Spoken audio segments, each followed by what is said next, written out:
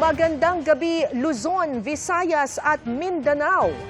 Kinasuhan ng plunder at graft ng Ombudsman si Senador Jinggoy Estrada dahil sa umunoy pagtanggap ng higit kalahating bilyong pisong kickback mula sa iba't ibang proyekto ng Department of Public Works and Highways o DPWH.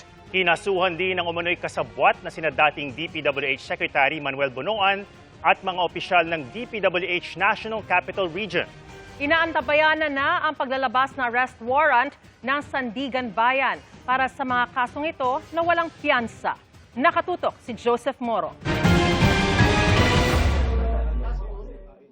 Sa pamumuno ni Assistant Ombudsman Miko Clavano, isinampa ng Office of the Ombudsman ang mga kasong plunder at graft laban kay Senador Jinggoy Estrada. Ang akusasyon, tumanggap siya ng 573 million pesos na halaga ng kickbacks. Pera mula sa iba't ibang infrastructure projects ng Department of Public Works and Highways o DPWH na sistematiko umanong idineliver sa kanya.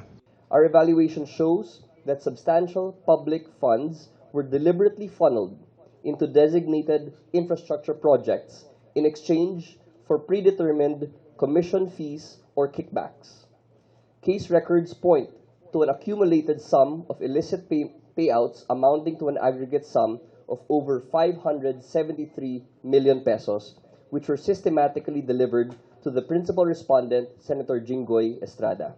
Sinabi sa isinampang kaso na ang pangungulimbat ginawa umano sa pamamagitan ng mga insertions sa budget at paglalagay ng alokasyon sa mga piniling proyekto ng DPWH para sa taong 2025. Dati nang sinabi ni Estrada na walang record ang Senado na meron siyang insertion. Sagot dyan ng Ombudsman, hindi doon nakalagay ang lahat ng hakbang sa paggawa ng budget. This certificate does not capture all stages of the budgetary process, wherein insertions may be made in a layered method. Kinasuhan din ang mga umunoy kasabwat niya na sina dating Department of Public Works and Highways Secretary Manuel Bonoan at mga opisyal ng DPWH National Capital Region na sina Assistant District Engineer Denril Cesar Cortuna at mga district engineers na sina Manny Bulusan at Arturo Gonzales Jr. Hindi na sinampahan ng kaso ang mga state witness na sina dating DPWH Undersecretary Roberto Bernardo, NCR Regional Director Gerard Opolencia at dating Bulacan 1st District Engineer Henry Alcantara. Wala na rin kaso si dating DPWH Undersecretary Maria Catalina Cabral dahil pumanaw na ito. No bail o walang bail na inirekomenda ang Ombudsman sa Sandigan Bayan laban kina Senador Estrada. Ang sunod na proseso nito ang paglalabas ng arrest warrant ng Sandigan Bayan. Niraffle na ng Sandigan Bayan kung anong dibisyon ang maglalabas ng warrant at didinig sa kaso. Ang second division sa ilalim ni Sandigan Bayan Presiding Justice Geraldine Econg ang hahawak sa isang kaso ng graft ni Estrada. At ang 5th Division naman na hawak ni Sandigan Bayan Justice Saldi Trespeses ang didinig ng kasong plunder at isa pang kaso ng graft. Out on bail lang ngayon si Estrada para sa kasong graft kaugnay ng pork barrel scam na dinidinig pa rin sa Sandigan Bayan.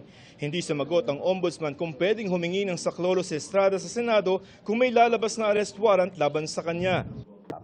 Sir, can you seek shelter sa Senate? Ayaw. Sagot ni Estrada sa kaso, gagawin niya ang lahat ng mga legal na remedyo. Inihahanda raw ng kanyang mga abogado ang mga hakbang para maipakita ang mga irregularidad sa naging proseso at ebidensyang hindi binigyan ng timbang. Kapansin-pansin din daw na mula na magpalit ang liderato ng Senado ay naging mabilis ang pag-usad ng mga kasong kinasasangkutan ng ilang miyembro ng mayorya sa Senado. Itinanggi na ng Ombudsman ang ganyang paratang. Hinihingan pa namin ng pahayag si Bonoan at iba pang kinasuhan.